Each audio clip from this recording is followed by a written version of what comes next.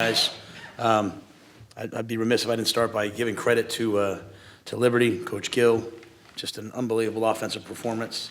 Antonio Gandy Golden, 13 catches for 192 yards. Pretty much all of them with someone draped on him. I thought he just did, he took over the game. And Mosley, the tailback, with 122 yards, really when it mattered. And Stephen Calvert, thought he did a tremendous job at the quarterback position for them, 44 of 60 for 447 yards. So I thought really at the end of the day, if you look at what went wrong tonight, obviously our inability to stop them in the passing game, to give up 447 yards was disappointing, and we certainly thought we would do better than that. Thought we showed nice balance on offense, didn't turn the ball over, but we're not good enough on third down. We were 4 of 12 offensively on third down with 2 fourth down conversions, and they were 15 of 24. So defensively, we have to get a lot better. We're going to have to generate more pressure. We're going to have to get to the quarterback, and we're going to have to cover, some good receivers as we move forward. So, as I just told the team, I said I'm proud of them. They've worked hard. This was not what we wanted tonight, but that does not mean I'm not proud of them. I'm not proud of their effort. I put this on me. I put this on the coaches. It's our job to get it fixed. I thought you saw big play potential from the offense. Platt, Mims, I thought made big plays. Jermichael went down. Lovett came in, and he looks like he's going to be special. Anu had a really solid game. Both running and throwing the football. So we have to get a lot better quickly with a good UTSA team coming. But obviously we feel bad for our fans and everyone that they came and, that we didn't play to the level we would have liked to have played to. So as I told the team, I hope that they get up tomorrow. Hope they go help set up the shelters here in Waco for hurricane victims. The fact that we lost doesn't diminish the fact that people need our help. So I expect to see them there, expect to see them working, and we'll go back to work football-wise on Monday. And get ready for UTSA as we move this team forward. So with that, I'll see what questions you have. Matt, did you expect their quarterback to be that accurate? I think he completed like 57% last year. No. Yeah, and I mean that in a disrespectful way. I've known Steven since he was in high school when he was in Carroll City. And I thought he was on fire. They had a great plan. They were a 2-back team last year, a 1-back pro-style offense, and we thought that they were going to move to the spread, and we thought they were going to do some of the things that they did. I just think he did it really, really well. It's a mixture of two things, right? They got the ball out of his hand really quickly. He made some big-time throws on go balls to Gandy Golden, and, at the end of the day, we didn't sack him. I don't know how many sacks we had. I don't think we had any. I think we hit him once that I saw, and that was the young kid for us. So, if you want to affect a quarterback like that, we had to hit him a little bit more, and we weren't able to do it. We blitzed and he'd get the ball out of his hand. He did a nice job tonight. Matt, what did you see in your defensive front tonight? Even though they did go with the short, quick routes to try and disrupt timing, but overall, what did you see from the front? Well, I think to be quite honest, it was disappointing in two regards. Number one, they were able to run the football and not just run the football, but also kind of drag us, and that was really the tail of the third, fourth quarter. I think someone told me it was 10 straight third downs. And they were able to get managed third down. So really, at the end of the day, they controlled the line of scrimmage, and they, we weren't able to get pressure even when some of those touchdowns were long, third down versus cover two, trying to take a little pressure off the corners. And so, we just probably need to get a little bit more pass rush, a little bit more heat, continue to develop those guys so that we can harass quarterbacks. And I don't know that we were able to do that. Was that a little surprising, or what were you kind of expecting?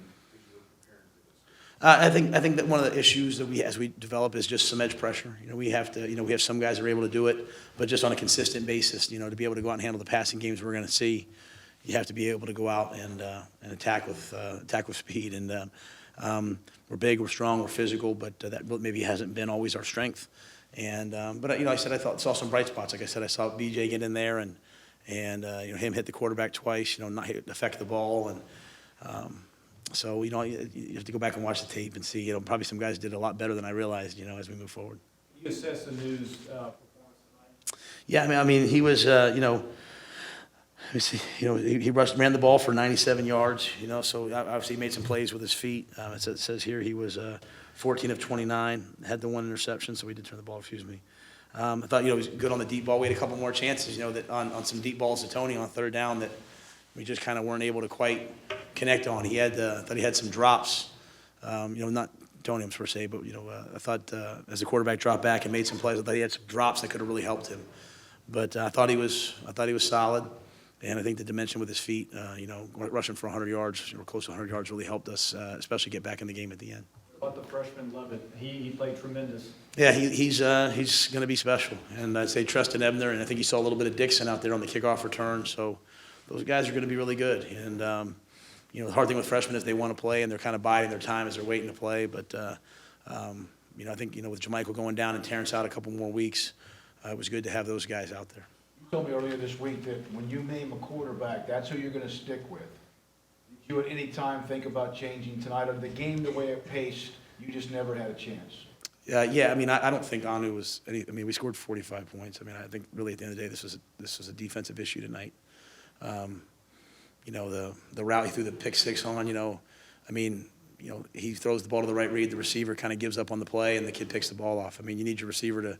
At the end of the day, when you're running an in-breaking route, you got to cross that guy's face no matter what.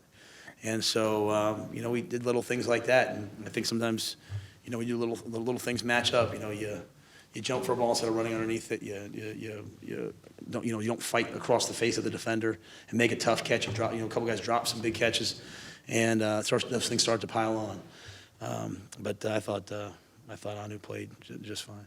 Is this team able mentally to handle what happened tonight? They're very young, fragile in a way because of inexperience. Do you have to kind of rework that this week?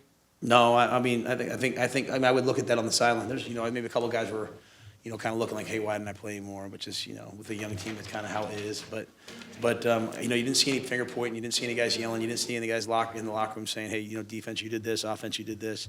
You saw a bunch of guys that said, hey, this is what happened, let's move forward. And so,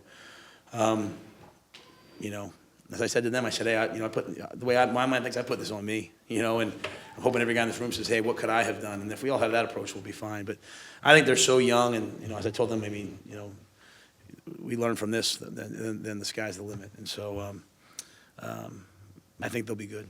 Some of those coverage busts in the secondary, is that something you just chalk up to inexperience and a lot of youth playing on the back end? You can say that. I'm not a big, I just don't want to make a ton of excuses, you know what I mean? At the end of the day, if you go out there and play, you have to play well. And, we had a couple guys in cover two, the safety, just as a guy scrambling around, just run up and cover somebody that wasn't where they're supposed to be. And so while that's frustrating, we as coaches, that's our job. That's Phil's job, that's my job, is to make sure those guys are in the right spot. And so, there's two kinds of big plays we gave up tonight. There's the ones where, really three, right? There's the deep balls where, we were guarding Golden, and he's, jumping up and catching the ball. There were some missed tackles when we threw the ball in the perimeter, but the ones that frustrate you were the busted coverages, where guys, they're playing the right coverage, but they come out of it. And so that has to get corrected. That can get corrected quickly if we choose to. And, I'm sure sometimes you have to have something like this happen. You don't want it to get you to say, okay, wait a minute now, I gotta lock in. So I didn't want to lose to Liberty. Obviously, none of the kids wanted to lose to Liberty. But what are you going to do now? You have to learn from it, move forward. When the coach is on the field and he's saying, hey, get to this spot, get to the spot. And that'll be hopefully the lesson we can all learn from this. What's the word on Jermichael? Probably a couple weeks, probably about 4 weeks or so. It was his knee, but it's not, surgical or anything like that. So I think it was like an MCL sprain, they said. And, I just always hesitant on time frames until the next day because they sometimes blow up or things change overnight.